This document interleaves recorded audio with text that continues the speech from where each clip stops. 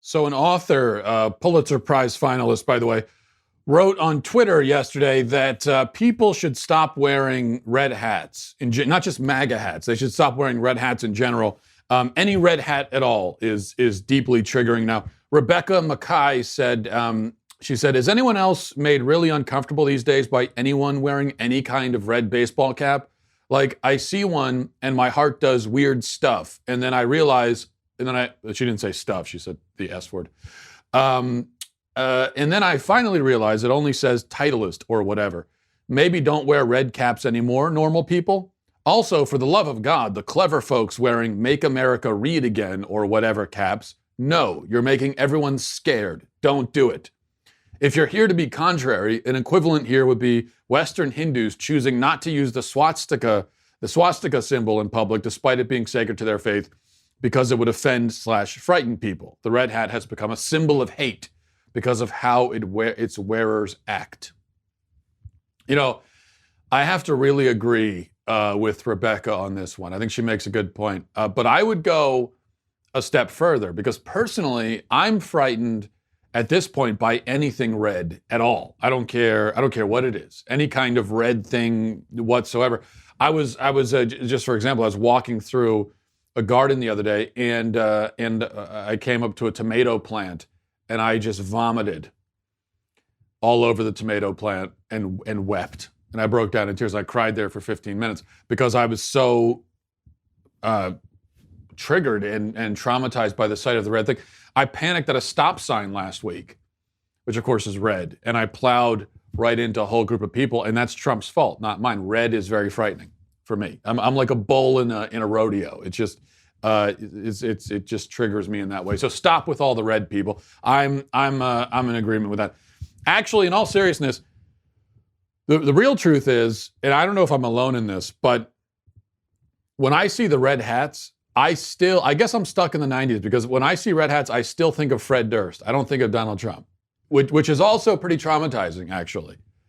So I guess, I don't know if that used to be, if you didn't grow up in the 90s, you don't know this, but red hats used to be someone else used to have that brand and Trump co-opted it, which I think is pretty offensive. Okay, so the Democrats somehow are getting more extreme in their anti-gun rhetoric. Maybe you didn't think that was possible, but here we are. After that terrible mass shooting in Texas on Saturday, a psychotic killer, as I'm sure you heard, went nuts and started driving around murdering random people, killed 7 people, injured more than 20. Absolutely horrible. And the most horrible thing about it is just how completely normal this has become. We talk about it every time this happens. It's the same thing. We say, you think back 20 years ago, and this sort of thing seemed like it was much less frequent. And when it did happen, it was a huge news cycle for months afterward. It seemed like it was like the only thing you talked about for months. You think about Columbine, for instance. But now it happens, and a couple days later, we've all moved on because we're just so used to it. And that's a terrible thing. It shouldn't be normal. It's become normal, but it shouldn't be. That's how it's become.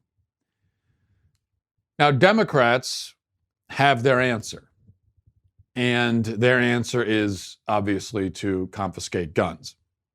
When in many cases, as with this case, the real answer would have been, in many of these cases, there are warning signs ahead of time. And if the appropriate people who were in a position to do something had done something, then it probably wouldn't have happened. So we don't need to get into laws and policies and everything else. We don't need additional laws. If the laws that were already in place had been enforced and the people who were in a position to do something had done something, then this might have been prevented.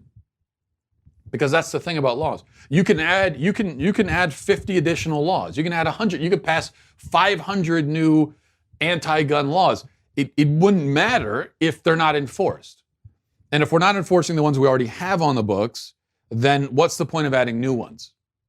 So we don't even need to get into the ideological aspect of it. It's just if we're not enforcing the ones we already have on the books, then what's the point of additional laws? In this case, it's not a matter of having enforced gun laws, but it turns out that the killer called the police. He was fired from his job on the day that this happened. He called the police himself, and his job called the police.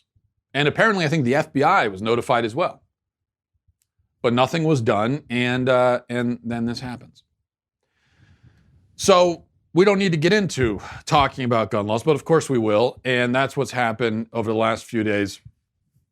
Now, you may recall that up until very recently, Democrats pretended that they were not interested in confiscating guns.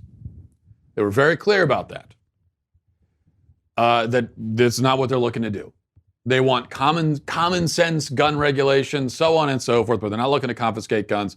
Now, for the first time, they're being relatively upfront about it, as upfront as these people are capable of being anyway. Here's Beto O'Rourke talking to reporters on Saturday, and listen to what he had to say. How do you address the fears that the government is going to take away those assault rifles, as you call them, if you're talking about buybacks and banning? Yeah. So I want to be really clear that that's exactly what we're going to do. Americans who own AR-15s, AK-47s, will have to sell them to the government. We're not going to allow them to stay on our streets, to show up in our communities, to be used against us in our synagogues, our churches, our mosques, our Walmarts, our public places. And then on Twitter, in reaction to the news that the shooter had used an AR-15, he said simply, "Buy them all back, period. Buy them all back." Now, I call this only relatively upfront. It's more upfront than Democrats have been in the past, but it's only relatively because the term buyback is, of course, a euphemism. It's like, it would be like if I were to commit an armed robbery, and when the police come, I said, hey, it wasn't armed robbery, it was a compelled donation, is all. It's the same kind of thing. A mandatory buyback, which is what the Dems want, is the same as confiscation. It is confiscation by another name. It's the exact same thing. It's confiscation with maybe a financial compensation tied to it. But the problem with the financial compensation is that it does nothing to address the violation of rights, the fundamental and underlying violation of rights that's taking place. You can't undo that by just giving someone money. So that's a problem, and it's compelled. And the government is just, in effect, giving you back your own money. Let's remember that if the government has money, whatever money the government has, it has because it's taken it from you and from me. And so now they want to take your guns and then give you money in exchange, but they're giving your own money back to you. So they're buying back your gun with your money. It's basically like they're taking your gun and then taking your wallet out of your back pocket and taking a few dollars out of your own wallet and saying, "Here you go. Here's that's for your here's for your trouble. Here's for the gun." It's just it's completely absurd. Meanwhile, here's what Joe Biden had to say about guns. The idea that we don't have elimination of assault-type weapons, magazines that can hold multiple bullets in them, is absolutely mindless. It is no violation of the Second Amendment. It is it's just a bow to the special interest of the gun manufacturers and the NRA. It's got to stop. Now, yes, obviously it's easy to make fun of Joe Biden talking about magazines with multiple bullets. All magazines have multiple bullets. That's the point of a magazine. You might as well ban 6-packs that have more than one beer, right? That's sort of the whole point of it. So once again, the opponents of guns reveal that they really know nothing about guns, which is a problem. And it is a very telling thing that almost everyone who has a knowledge of the subject seems to be in favor of gun rights. That's an interesting correlation there. But the most significant thing, aside from the ignorance on display, is just that the general anti-gun rhetoric, which is way more extreme and direct than it's ever been before. And what's really troubling about that is the only reason why Democrats are doing this right now during the primary on the campaign trail is because they know, they've looked at the numbers, they've looked at the polls, they've done the focus groups and everything else. They have their internal polling data, and they know that at least on their side of the aisle, there is a real appetite for this now. So if this was just a few radical politicians going around saying, we got to confiscate all the guns, I wouldn't be worried about that. What is worrying is that this is a trend now among Democratic politicians because they are pandering to their base, which means there are millions of average Americans who are in favor of this. Not a majority by any stretch, but they're out there. I think it's certainly a growing number of the mob. Now, this is what they want. And that's what's really troubling. That's what we have to, I think, worry about. All right, moving on. Here's a story that I've been wanting to talk about for the last few days, if I can pull it up here. Okay, this is as reported by NPR. It says that the title is Academic Science Rethinks All Too White Dude Walls of Honor. Now, that headline doesn't make a lot of sense. So this is what it says. A few years ago, TV celebrity Rachel Maddow was at TV celebrity Rachel Maddow. It's an interesting label for it. Was at Rockefeller University to hand out a prize that's given each year to a prominent female scientist. As Maddow entered the auditorium, someone overheard her say, "What's up with the dude wall?" She was referring to a wall covered with portraits of scientists from the university who have won either a Nobel Prize or the Lasker Award, a major medical prize. 100% of them are men. It's probably 30 headshots of 30 men, so it's imposing, says Leslie Vosshall, a neurobiologist with the university and the Howard Hughes Medical Institute. Vosshall says Maddow's remark and the word dude wall crystallized something that has been bothering her for years as she travels around the country to give lectures and attend conferences at scientific institutions. She constantly encounters lobbies, conference rooms, passageways, and lecture halls that are decorated with portraits of white men. Vosshall says, it just sends the message every day when you walk by it that science consists of old white men. I think every institution needs to go out in the hallway and ask, what kind of message are we sending with these oil portraits and dusty old photographs? She's now on a committee that's redesigning the wall of portraits at Rockefeller University to add more diversity. Now, I'm not going to keep reading from it, but adding more diversity means, of course, taking down some of those portraits of those dastardly old white men, those old white men who just so happen to accomplish marvelous things, and that's how they earn their spot on that wall. But we're going to take them down, not because they've been superseded in accomplishment by somebody else, but just because they don't have the right skin color or the right reproductive organs. So we're going to take down their portraits and put up portraits of women or people with who don't have white skin, who have darker skin. Let's ask ourselves though, why do all of these schools have all of these portraits, or why did they at least have all these portraits of white male scientists and doctors? Well, and I'm going to try to be as diplomatic as I can be when I say this, so as not to offend anyone. But the reason is that most of the greatest scientists and medical pioneers in history have been white males. Okay, so I want to emphasize that. By far, in fact, I mean, this is an understatement. By far, most of the greatest scientists in history have been white males. Not exclusively, but primarily. That's just a historical fact. Okay, it just is. You think about the greatest scientists in history. I mean, just rattle off the names that come immediately to your head: Newton, Einstein, Copernicus, Galileo, Tesla, Hawking, Kepler, Hubble, Herschel. I'm blending time periods and disciplines here, but you get the point. Most of the greatest scientific minds in history have been white men. That's a reality. We could talk about why that is, and that's a different discussion. That's an interesting discussion. But that's not the discussion I'm having here. What I'm simply establishing is that it is. I'm not talking about why it is. I'm saying that it is. As for why, what I will say is this. You can't claim that, well, white men were the only ones who had the opportunity to invent modern science. They're the only ones who could do it because of the patriarchal and racist societies of the past, so they're the only ones who had the chance, and so they're the ones who did it. No, let me tell you something. Isaac Newton, okay, did not become Isaac Newton as we know him today because he benefited from the patriarchy. Isaac Newton is Isaac Newton because he was a towering genius. The genius level of a guy like Isaac Newton.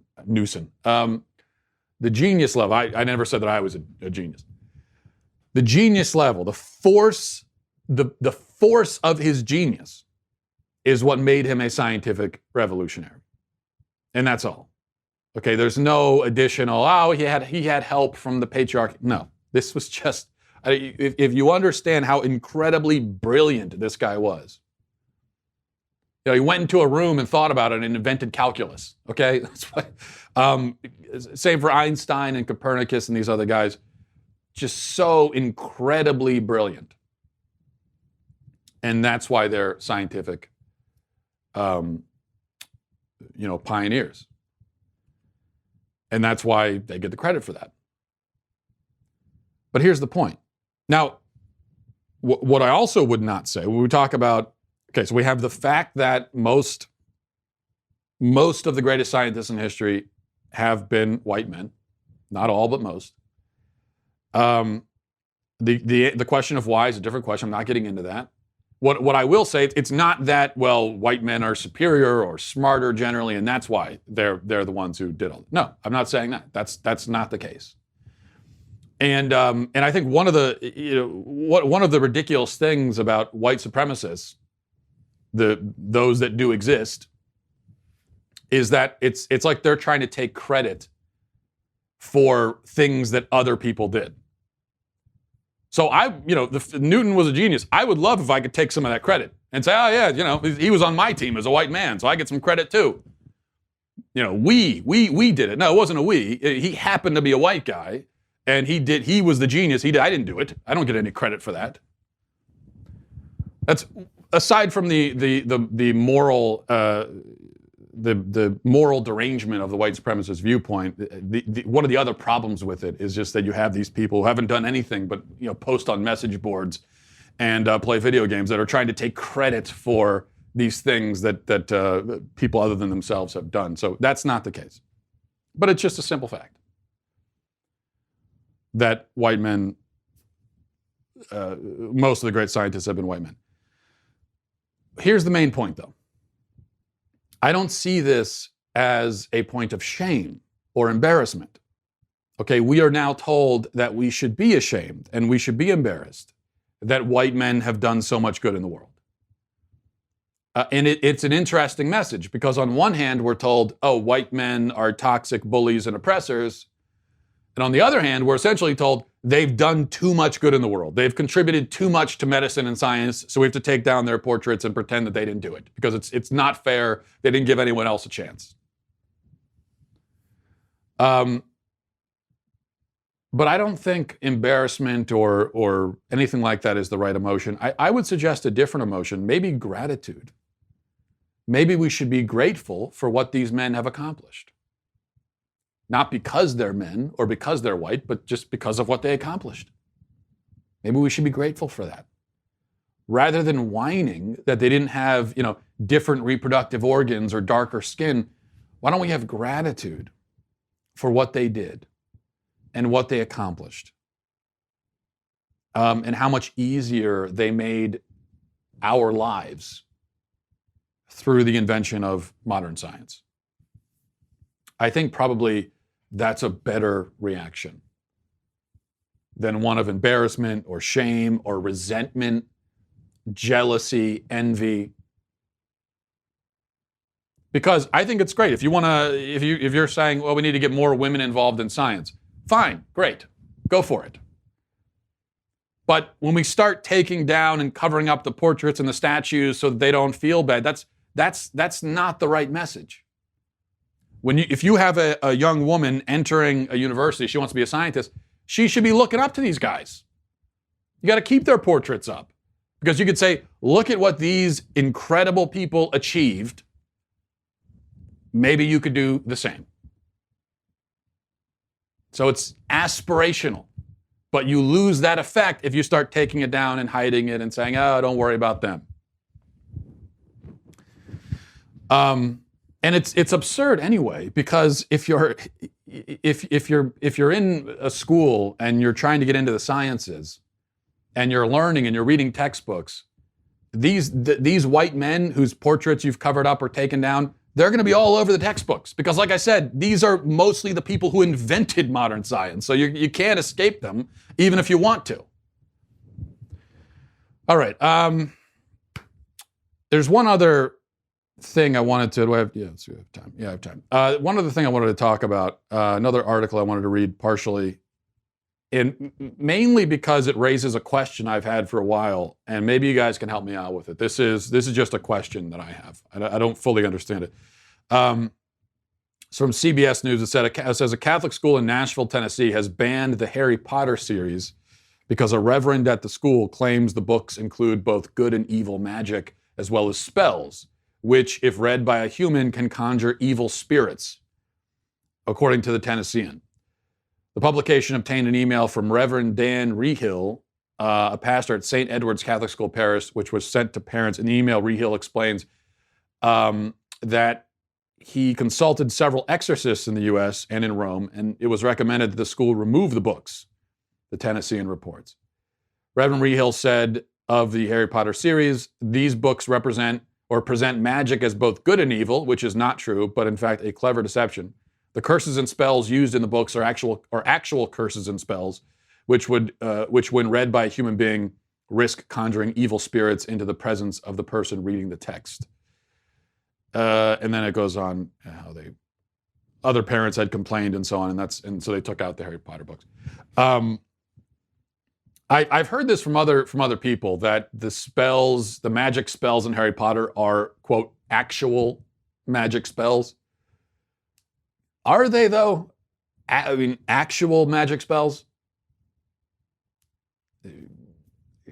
Because I don't think magic spells exist in reality. Have you ever seen anyone say a magic spell and then something magical happens? Have you ever seen that in your life? I never have.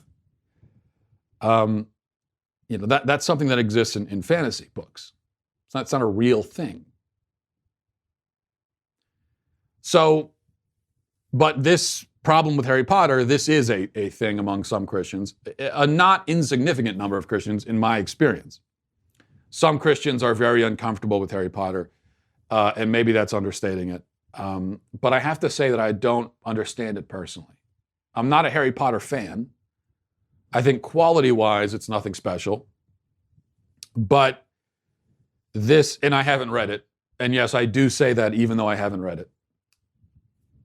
I mean, I also haven't read Twilight or 50 Shades of Grey, but I feel confident that I can say those are not literary classics, even though I haven't read them. Harry Potter, I'm not going to say is at quite down at that level, but I don't think it's at the level of something like Lord of the Rings. But this idea that it's somehow spiritually dangerous, that I don't get. Yes, there are magic spells, there are evil spirits, evil forces, all that, but all of that exists. Speaking of Lord of the Rings, all of that exists in Lord of the Rings too. And I get that Tolkien was a Christian, and there are some Christian elements in the Lord of the Rings.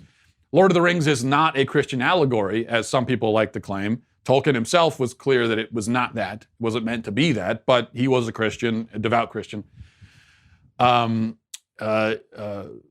So yeah, that's true. But still, it's a fantasy story dealing with good and evil forces and magic spells and so on and so forth, just like Harry Potter. So why is Harry Potter a problem, but not Lord of the Rings?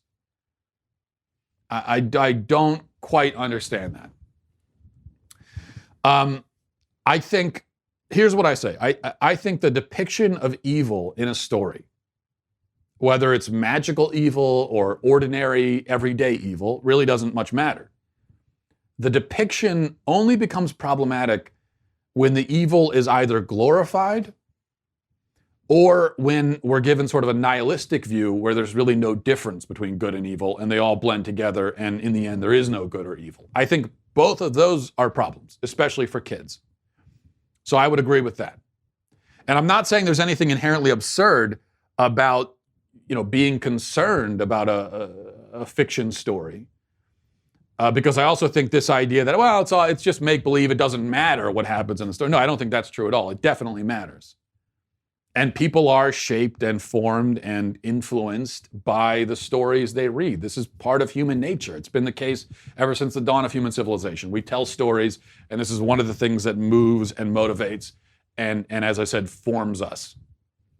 So it does matter what those stories contain and what sort of stories we're dealing with. But I think that's where it becomes a problem, where there is no difference between good and evil, or where evil is actually glorified. And there are many examples of both of those things, both in modern literature and in modern television and movies and everything else. But my understanding is that Harry Potter, and as I said, haven't read it. I've seen a little bit of some of the movies, but that's all. My understanding is that Harry Potter is a pretty straightforward, good character, and the story is all about his struggle, his ultimately successful struggle, right, against the bad guys. So there's no problem as far as that's concerned. I mean, are kids likely to read Harry Potter and come away identifying with Voldemort? Come away rooting for Voldemort to win? You do see that with some fictional stories where the bad guys are kind of cooler, and those are the ones that kids identify with. What about Darth Vader? When I was a kid, I was never a big Star Wars fan, but I definitely thought, like most people, I thought Darth Vader was by far the coolest Star Wars character. I still think he is. But you never hear Christians worrying about Star Wars. There you've got magical forces, you got the Force, right? Bad Jedis, good Jedis. You've got Darth Vader, who's the cool bad guy that everyone sort of is more interested in. Yet, as I said, Christians aren't worried about that. And so I don't quite understand it. Now, there's a trend on the other side of the coin to get rid of literary classics like Huckleberry Finn and so on because it isn't politically correct and because it has language that is they say is problematic. The stuff with Harry Potter, though I don't think that Harry Potter is a literary classic, but this stuff seems a little like the Christian version of that. If we're going to say, and I do say, that books with the N-word, books such as Mark Twain books with the N-word in it, should be allowed to stay on the shelves in schools because kids can be expected to take that in context and understand it in its context. If we're going to say that, then can't we expect kids to understand magical spells in their context? Namely, the context of make-believe? There's an interesting thing there, but I welcome your emails on that subject, and I'm sure I will receive them. MattWalshShow@gmail.com, MattWalshShow@gmail.com. If you can, I would be interested if a Christian could explain to me why Harry Potter is a spiritual problem, but Lord of the Rings and Star Wars, for example, are not. That's the specific question I would like to read an answer to. And maybe I'll find out that there's a good answer. I just don't know what it is. All right, MattWalshShow@gmail.com is the email address. Let's answer a few emails. This is from Terry. Says, Matt, I agree with you about FaceTime in public, but what about speakerphone? Is that better or worse? We talked about this on Twitter a few days ago. I was saying that, and this should be obvious. I shouldn't need to say it. I can't believe I need to say it, but using FaceTime in public is completely outrageously inappropriate, and it's an absolute jerk move to do that. Yet, it seems to me, in my experience, that this is becoming more and more common. Where you've got people that are sitting in a coffee shop or something like that, and they've got their little pal on FaceTime talking to them as if they're in the room. Like, just pick up the phone and talk to them. You don't need to see their face the whole time. Now, is it like speakerphone? No, speakerphone is actually worse because there's really no reason for that. And there are people who do that too. They'll sit there in public talking on speakerphone. In that case, you can't even see their face. So there's really no reason at all to not just pick up the phone and talk to them. We don't all need to hear the conversation. Now, I know the answer is, well, what's the difference between sitting at a coffee shop, you've got someone on FaceTime talking to them, what's the difference between that and having an actual person sitting, in the chair? Well, I think there is a difference. The FaceTime is louder, just the tone and everything is louder. You can hear it more if you're not involved in the conversation. And it's also completely unnecessary. If you really want to see that person's face, then go to wherever they are and talk to them. One excuse I've heard from people is, well, I travel a lot, and so I have to FaceTime my kids. Okay, I travel a lot too, but you know what? That's not an excuse. You can go to your hotel room and FaceTime them. You can go somewhere in private and FaceTime them. If you really need to FaceTime in public, then you know what? Just talk to them on the phone, and while you're talking to them, to your kids, just stare at a Polaroid of them or something. Have a little Polaroid picture. You remember those? And just look at the picture while you're talking to them. How about that? It's no excuse.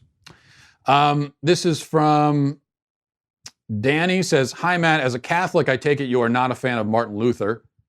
Correct, Danny. But I am interested in your take on this quote from him that I ran across recently. And the quote is, reason must be diluted, blinded, and destroyed. Faith must trample underfoot all reason, sense, and understanding. And whatever it sees must be put out of sight and know nothing but the word of God. End quote.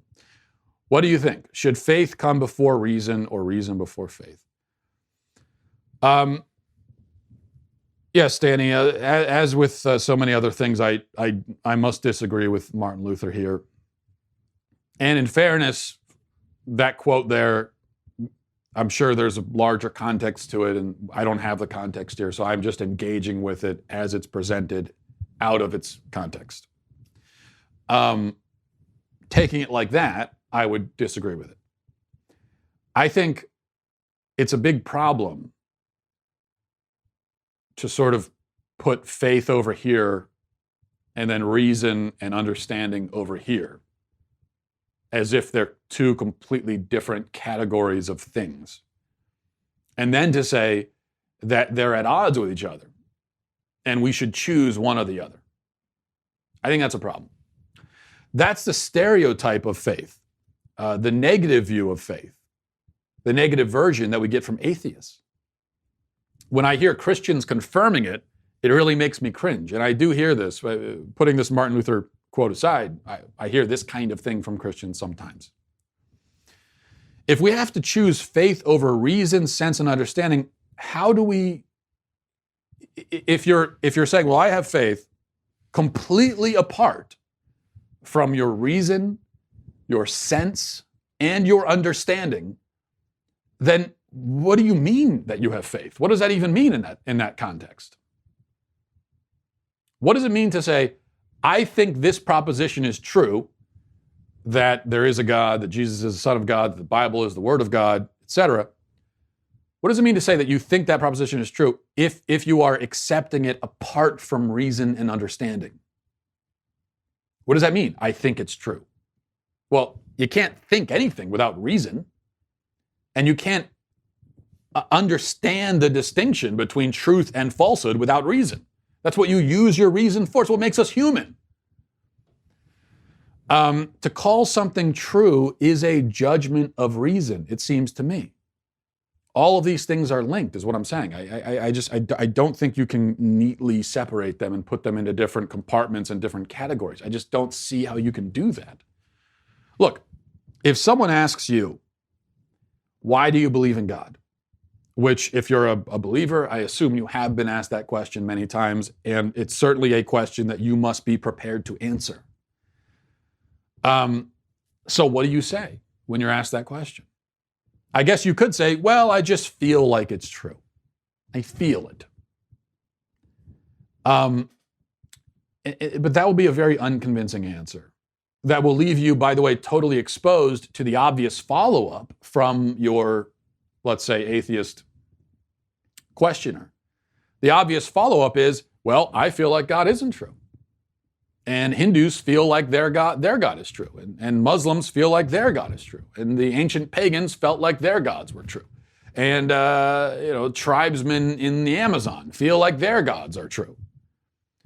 If all you have are your feelings, then how do you know that your feelings are more true than anyone else's? It does no good to say, well, I just really, really feel it. And I assume that they must not feel it, or they're misunderstanding their feelings or something. How do you know that? You can't say that. You have no idea. You've only experienced the world through your own mind. You've only had your own feelings. You cannot make those kinds of statements about other people. That's why it would be a problem. And that's if you're trying to answer that question, why do you believe in God? If you're trying to answer it totally apart from reason, understanding, and sense, then it seems like that's the only answer you have left, is just I sort of feel it. But probably that's not what you would say, or that's probably not what you have said when you've been asked this question. If you're asked why you think God is true, why God is real, probably you give some answer that hinges on reason. And certainly it must hinge on sense and understanding. I mean, even saying I feel like it's true or whatever, that's a sense. Another way of putting that is I sense that it's true. So it seems to me that's kind of what faith is. It's a certain spiritual sense of the truth of this thing.